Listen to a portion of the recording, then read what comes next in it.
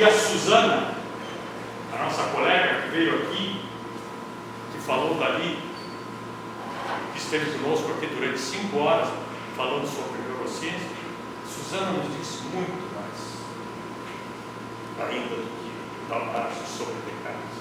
Mas ela nos falou de Kant, ela nos falou de Heidegger, em alguns momentos até ela citou-os, porque ela os conhece, mas ela não estava preocupada em discutir Heidegger, Kant, Descartes ou qualquer outro. Ela estava preocupada em nos dizer como a pesquisa no campo da neurociência está conseguindo identificar não só processos biológicos, no sentido físico-químico do nosso pensamento, mas da nossa consciência. E há dias atrás, eu encontrei um texto muito interessante que falava de autoconsciência. Um texto de divulgação científica, sem maiores pretensões, 3 páginas e meia. Autoconsciência na neurociência. E autoconsciência servindo na medicina regenerativa, restauradora, creio que melhor. Quando uma pessoa perde um membro e continua tendo a sensação de que aquele membro não lhe foi amputado, e a passa a ter um comportamento, evidentemente, patológico, porque ela quer pegar uma mão que ela já não tem mais. Como é que se muda sem provocar um outro trauma este comportamento? Como é que se torna a pessoa autoconsciente de que ela efetivamente está amputada e de que ela tem que viver com esta limitação e transferir para aquilo que ainda lhe resta, por assim dizer, todas as suas habilidades?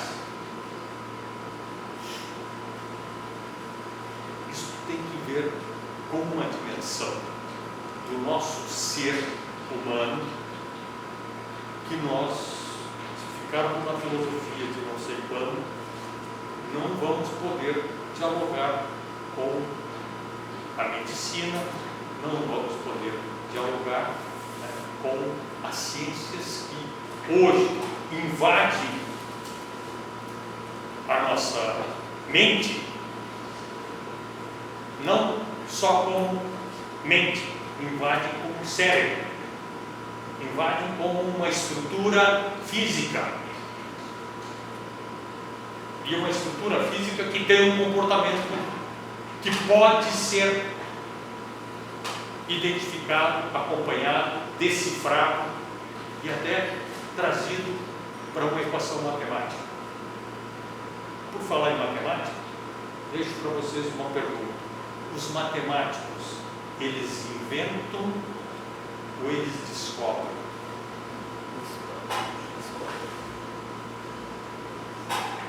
Pergunta fácil.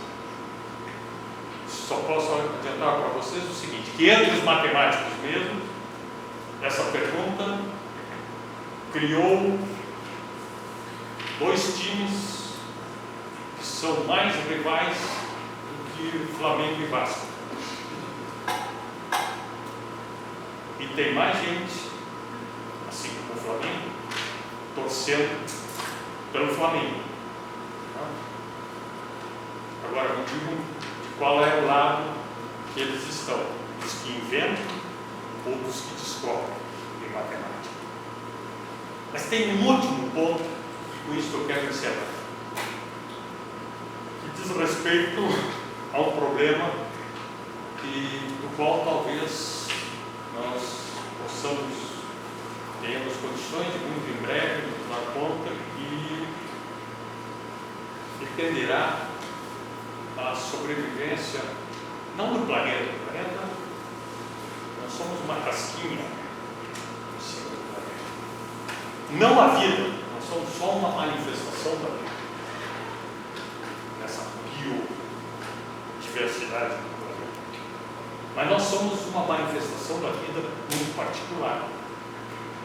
A gente deu certo de um jeito muito diferente do equilíbrio que a própria natureza estabeleceu para que o tempo pudesse transcorrer e não houvesse uma destruição. Nós somos os animais melhor adaptados. Nós estamos em todos os ambientes do planeta. Se vocês quiserem, nós estamos nos lugares mais frios e nos mais quentes, nos mais úmidos e nos mais secos, nos mais profundos e nos mais altos. Pensem nos tibetanos que sobem carregando as mochilas daqueles que depois tiram fotografias segurando a bandeira do seu país lá em cima do Everest. O sujeito subiu uma vez, o tibetano que carregou a mochila dele subiu já pela 25ª vez, né? No entanto, o que sai é o nome dele, né? O tibetano ninguém fica sabendo quem é. Então nós somos os melhores adaptados e nós continuamos nos multiplicando, até porque se multiplicar não é uma coisa ruim, né? Então a gente continua se multiplicando. Só que nós estamos nitidamente diante do momento que eu diria crítico. Nós estamos rompendo um equilíbrio metabólico com a natureza. Nós, por razões que eu não posso entrar aqui em detalhes, escolhemos a definição do que é uma vida boa, confortável, uma vida agradável, uma vida que nós chamamos de bem-estar. E essa definição significa que cada um de nós tem que retirar da natureza uma determinada quantidade de energia a cada hora, a cada dia. E a gente devolve para a natureza, nada se cria, nada se perde, não se transforma. A gente retira e devolve para a natureza na forma de dejeto, de lixo. Enquanto a humanidade tinha a quantidade de indivíduos relativamente, como é que eu vou dizer, dispersa e não adensada sobre o planeta, o tempo de regeneração desta transformação que nós fazemos da energia que retiramos da natureza e depois devolvemos na forma de lixo, era suficiente para a própria natureza se regenerar, processando esses nossos dejetos. Pensem que tudo que a gente come é energia. Pensem que para nós estarmos aqui, essas lâmpadas que estão acesas são energia. Pensem que a roupa que nós vestimos necessitou energia para chegar a essa forma. Ela não é natural. Ela foi, para chegar a esta forma, foi necessária energia. Se ela é de algodão, para plantar o algodão, para processar o algodão, para transformá-lo na minha camisa. Então, esta relação, que é uma relação metabólica, esta relação está, ao meu entender, num limite. Nós, até agora, lançamos mão de uma solução muito prática e muito fácil. Quando a gente precisou de energia concentrada, nós fomos nas fontes de energia fóssil, no carvão, no gás, no petróleo. Só que isso não é que esteja acabando. Não está acabando o carvão, não está acabando o gás, não está acabando o petróleo.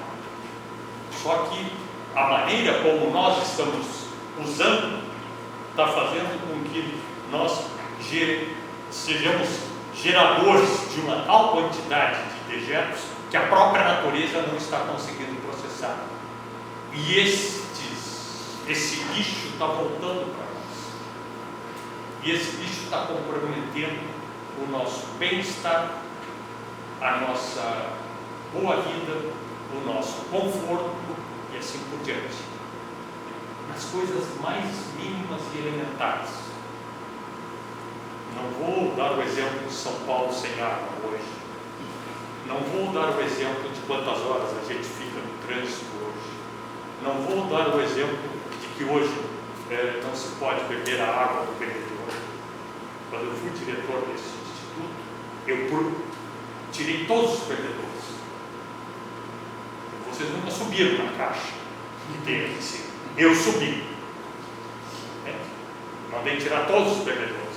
Não quero ver ninguém com diarreia aqui. Ou qualquer outra coisa ainda pior. Esse é um desafio. Mas esse, ao meu entender, não é um desafio para os cientistas, nem para os técnicos somente. Esse é um desafio para a filosofia.